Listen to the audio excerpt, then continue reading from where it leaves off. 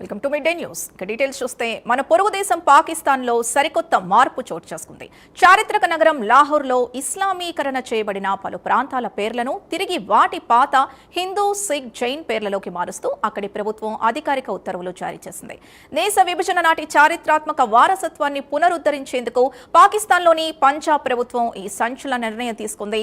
పాకిస్తాన్ సాంస్కృతిక రాజధాని లాహోర్ నగరంలో కొన్ని దశాబ్దాల క్రితం మార్చేసి ఇస్లామిక్ రంగు పులిమిన వీధులు, చౌక్లకు తిరిగి వాటి పాత హిందూ, సిక్, జైన్ పేర్లను పునరుద్ధరిస్తున్నారు.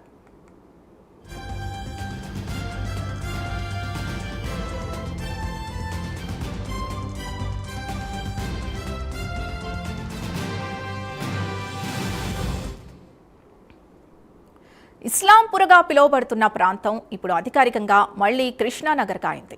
బాబ్రీ మసీద్ చౌక్ పేరును మార్చి తిరిగి జైన్ మందిర్ చౌక్గా మార్చారు. అలాగే సున్నత్ నగర్ ఇప్పుడు సంత్ నగర్గా, ముస్తాబాద్ ప్రాంతం ధర్మాపురగా, రెహమాన్ గల్లీ తిరిగి రామ్ గల్లీగా తమ పూర్వ వైభవాన్ని సంతరించుకున్నాయి.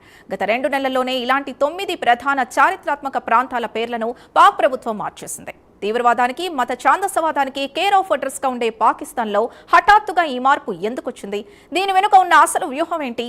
మరింత సమాచారం మా నేషనల్ బ్యూరో చీఫ్ కళ అందిస్తారు. కళ,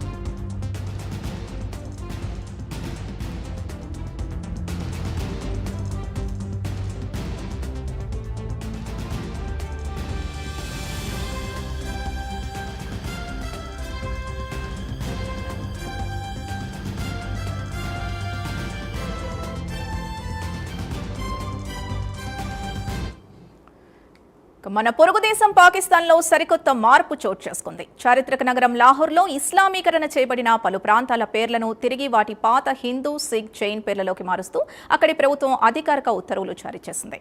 కొన్ని దశాబ్దాల క్రితమే పాకిస్తాన్లో ఉన్న చౌక్లకు, వీధులకు ఇప్పుడు కొత్త పేర్లను తీసుకురానున్నారు. ఇక ఇదే అంశానికి సంబంధించి మరింత సమాచారం మా నేషనల్ బ్యూరో చీఫ్ కళ అందిస్తారు. కళ, పాకిస్తాన్ కి సంబంధించినటువంటిది దాదాపు చాలా పెద్ద మార్పు జరుగుతుంది అన్నటువంటిది పాకిస్తాన్ మీడియా అంటే ఒక పెద్ద కథనాలుగా కూడా ప్రకటిస్తున్నటువంటిది.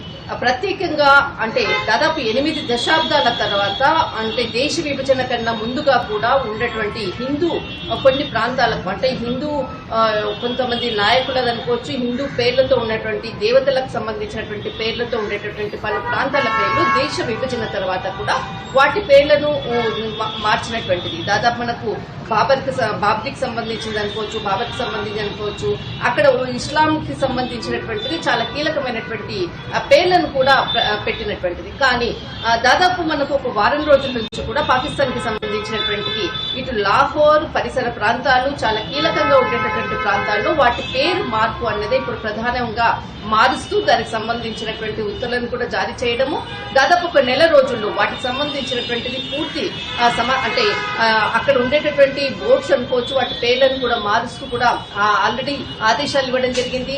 మరికొన్ని మార్పులతో కూడా ఒక నెలలో కూడా పూర్తి అయ్యేటట్లు కూడా ప్రభుత్వం ఆదేశాలు ఇచ్చింది అన్నది అటు పాకిస్తాన్ మీడియా ప్రకటించినటువంటిది. దాదాపు మనకు అంటే 8 దశాబ్దాల క్రితంగా ఉండేటటువంటిది కీలకంగా అంటే లాహోర్ అంటే మనకు దాదాపు అంటే లాహోర్ చౌక్ అన్నటువంటిది చాలా ఇంపార్టెంట్ పాకిస్తాన్ లో. దానిని లక్ష్మీ చౌక్ అన్నటువంటిది పేరు. దానికి అంటే ఏదైతే దేశ విభజన తర్వాత చాలా కీలకంగా కూడా పేర్లు మార్చినటువంటిది.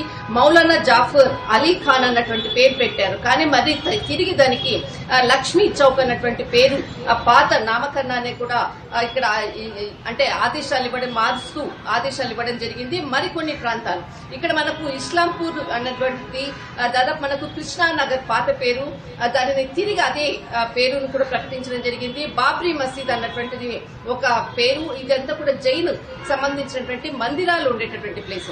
ఈ ప్లేస్ ని కూడా మారుస్తూ ఇటు దీనికి అంటే బాబ్రీ మసీద్ పేరును తీసేస్తూ జైన్ మందిర్ చౌక్ అంటూ కూడా ఏదైతే పేరుని కూడా మరి పాత పేరుని కూడా ఇక్కడ పేరును ప్రకటించడము, ఇక్కడ మనకు మరొకటి సునత్ నగర్ అన్నటువంటి పేరును సంత్ నగర్ గా కూడా పేరు మార్చడము, ముఖ్యంగా ముస్తఫాబాద్ అన్నది కూడా మనం ఎక్కువగా కూడా లాహోర్, ముస్తఫాబాద్ ఈ ప్రాంతాలంతా కూడా ఎక్కువగా పేర్లు వింటూ ఉంటాము.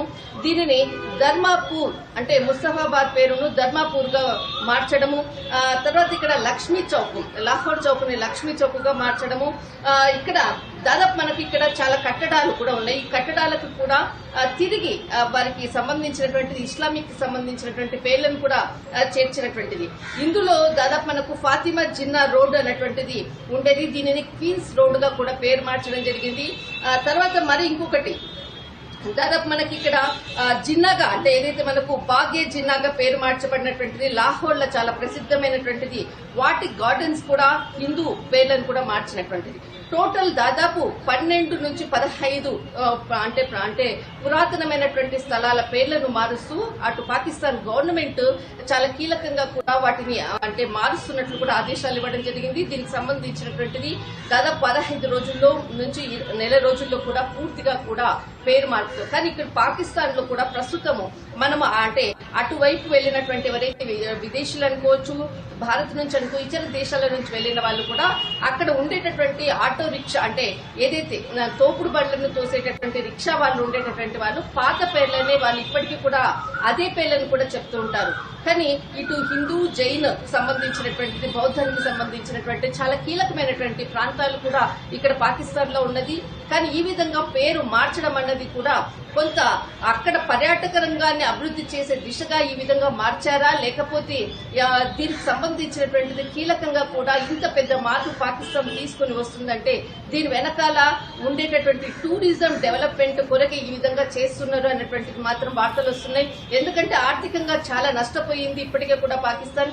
ఇతర దేశాల్లో టూరిజం గా కూడా చాలా డెవలప్ అవుతున్నటువంటిది. కానీ ఇక్కడ పాకిస్తాన్ ఆర్థికంగా ముందుకు వెళ్లాలి అంటే ఖచ్చితంగా టూరిజం కి సంబంధించినటువంటిది అంటే ఇది ఒక పాకిస్తాన్ ముస్లిమేతరకు సంబంధించినటువంటి కంట్రీగానే చూస్తున్నారు.